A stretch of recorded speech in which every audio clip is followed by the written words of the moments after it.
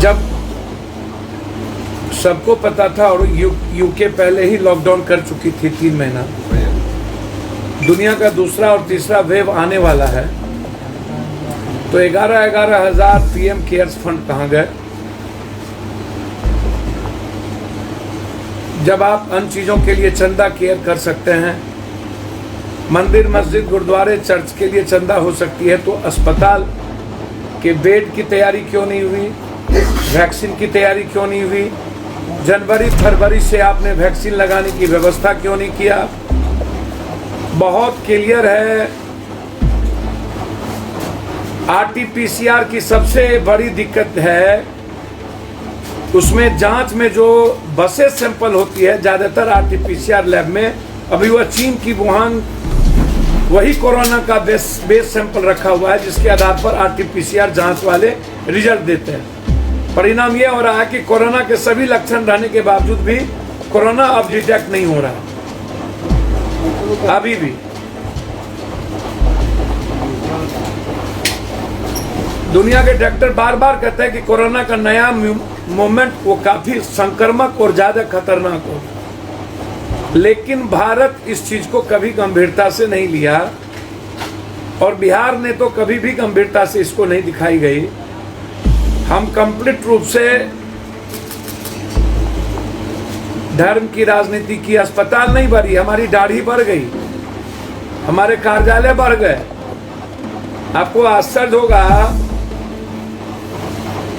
कि आप 700 करोड़ का स्टेडियम बन गया, 3000 का सीआर सबसे बड़ी लंबी मूर्ति हो गई, 5000 का विज्ञापन हो गया, 8000 का स्वयं प्लेन हो गया, 20,000 का सीआर विस्टा प्रोजेक्ट हो गया, 10 लाख सीआर कोऑपरेटिव ऋण का बैंक माफ हो गया। आप यह पैसा जो आप यहाँ की बात आप कर रहे हैं, मुझे बहुत क्लियर, आप बार बार कहते थे कि हम 1500 देशों को हमने मदद की, और आप यह भी कहते थे कि बाहर और अंदर ऑक्सीजन की काला बाजारी जब शुरू हुई तब भी सरकार इस पर गंभीरता से नहीं लिया, और बार बार प्रधानमंत्री जी बोले कि भारत ने कोरोना से जंग जीत ली, पूरा विश्व भारत की ओर देख रहा है, और आज कोरोना भारत दुनिया के नंबर 1 पे चला गया। नंबर 1, दुनिया के नंबर 1 पर भारत का कोरोना। बिहार में डेली 100 आदमी की मौत हो रही है, सिर्फ पटना में, सिर्फ पटना में 25 मौत सिर्फ पारस में हो रही है डेली। आप पारस से पूछ लीजिए। मैं एक जज रोता रह गया, न दवा मिली, न अस्पताल, और सब उठाने वाला। स्थिति इतनी बुरी थी। गुजरात वाले को याद होगा जो मंदिर के नाम पर वोट दिए थे, उनको न बेड मिली, न शमशान मिला, और न ही वेंटिलेटर मिली। सोए अब बेड पर ही सोए हुए फूल छाप मिल गया, चले गए बेचारे। आपको आश्चर्य होगा, मुख्यमंत्री जोगी जी पहली बार 1000 का तय किया कि मास्क नहीं लगाएंगे, और दूसरी बार जिसको मिलेगा उसको 10,000 का फाइन लगेगा। पप्पू यादव के लिए, अमित शाह जी के लिए, अन्य लोगों के लिए कोई फाइन नहीं है भारत में। सबसे ज्यादा आश्चर्य होगा आपको, आज शाही स्नान को रोका गया। आज जब चिड़िया चुग गई खेत, जब देश के हर शहर में वहां से 10-10 आदमी अब जा रहे हैं कुंभ मेला से, तो इसका मतलब है वो 10-10 आदमी पूरा का पूरा देश नाश करेगा। हर गांव में, हर शहर में कुंभ मेला से हर बार से लोग लौट रहे। क्या हुआ? अब तो गयो देश। इसका जुर्माना कौन देगा? दूसरी चीज, जब इतनी बड़ी वहां संक्रमण की स्थिति थी, तो ये दुनिया को बताना चाहिए कि चुनाव आयोग को 8 चरण में, 4 चरण में, 3 चरण में चुनाव कराने की जरूरत क्या पड़ी? चुनाव आयोग पर देशद्रोह का मुकदमा होना चाहिए।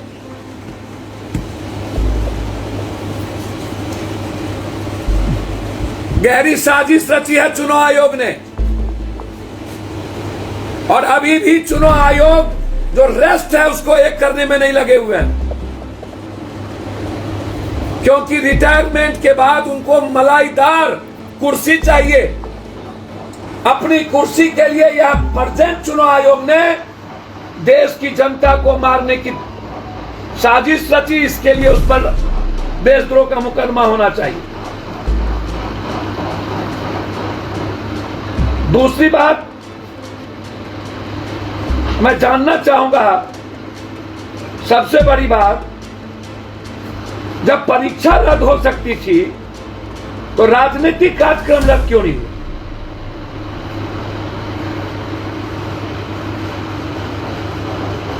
आज जो सबसे महत्वपूर्ण है वो क्या है, उसको आप समझिए कि 1.25 सालों में इन्होंने कोई बेड को नहीं बढ़ाया, यथावत रह गई। हम 1.25 साल में कोरोना से लड़ने के लिए कहां गया पीएम केयर्स फंड, कहां गया मुख्यमंत्री केयर्स फंड? ना तो आपने ऑक्सीजन की व्यवस्था की, वेंटिलेटर नहीं है, वेट नहीं है, और वो दवाई जिसके चलते मर रहा है। अभी हम सभी जगह गए थे, डीएम का क्या कहना है वो सुन लीजिए। यहां जो दवाई, जो सबसे बड़ी जो ब्लैक मार्केटिंग हो गई है, उस दवाई का नाम है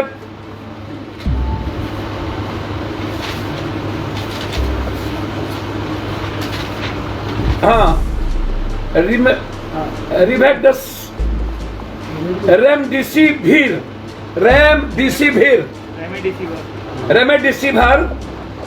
25,000 में एक मिल रहा है।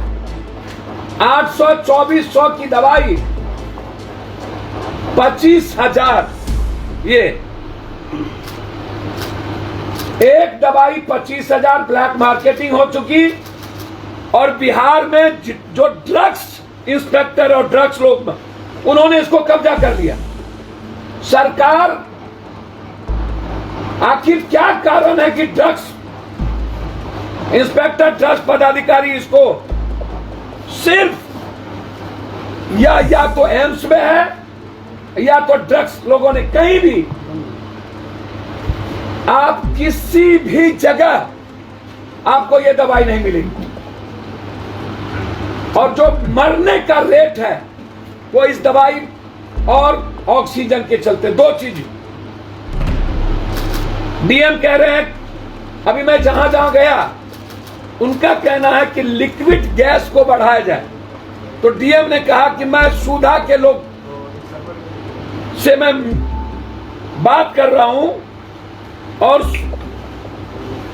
टैंकर लेकर के 100 टैंकर ले झारखंड की सरकार से बात कर, मैं लिक्विड गैस जो हो लाऊंगा। आज मात्र एक गाड़ी लिक्विड गैस पटना को मिलती है,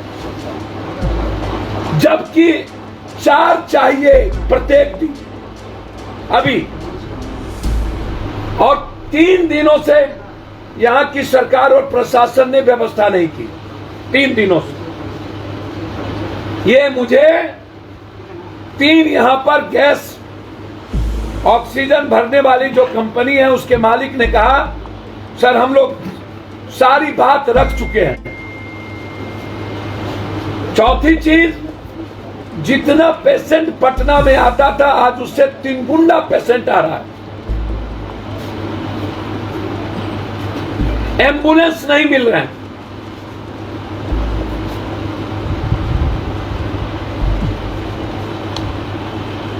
और तो और रात में सरकारी लोग, सरकारी पदाधिकारी के साथ सरकार के मंत्री संतरी और सरकार के आदमी के अस्पताल में गैस का डिलीवर हो रहा है।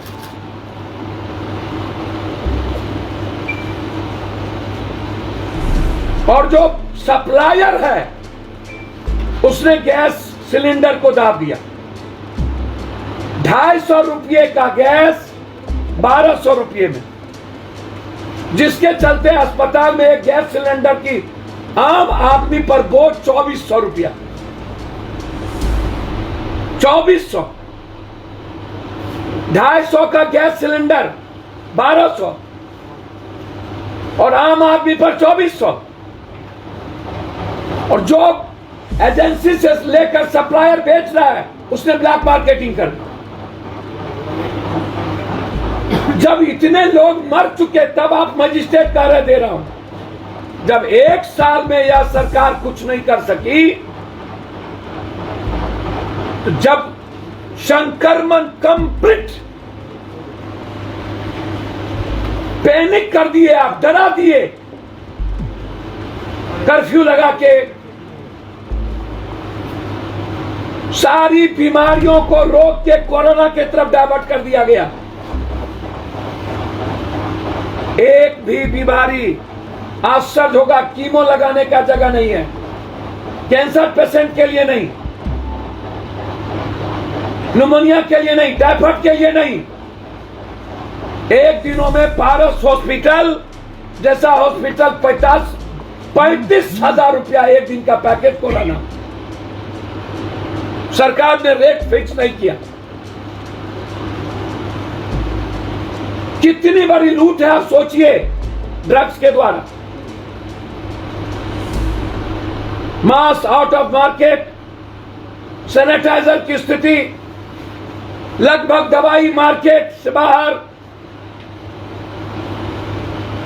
2 कारणों से आज सबसे ज्यादा मौत हो रही है, एक ऑक्सीजन और दूसरा रेमडेसिविर दवाई का ब्लैक मार्केटिंग होना।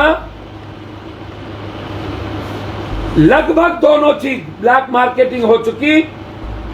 यह दवाई ड्रग्स कंट्रोलर के पास जाकर के क्यों रखा गया है ये मुझे नहीं पता। झारखंड सरकार से, पटना से गया को मिल रहा है। जो सबसे महत्वपूर्ण है वो मैं आज आपको बता रहा हूं। जितनी फैक्ट्री है, गैस पाइपलाइन है या फिर मेट्रो जो बन रहा है, लगभग गैस सिलेंडर उसको जा रहा है। तो सरकार ने अभी तक टोटल फैक्ट्री बंद क्यों नहीं की?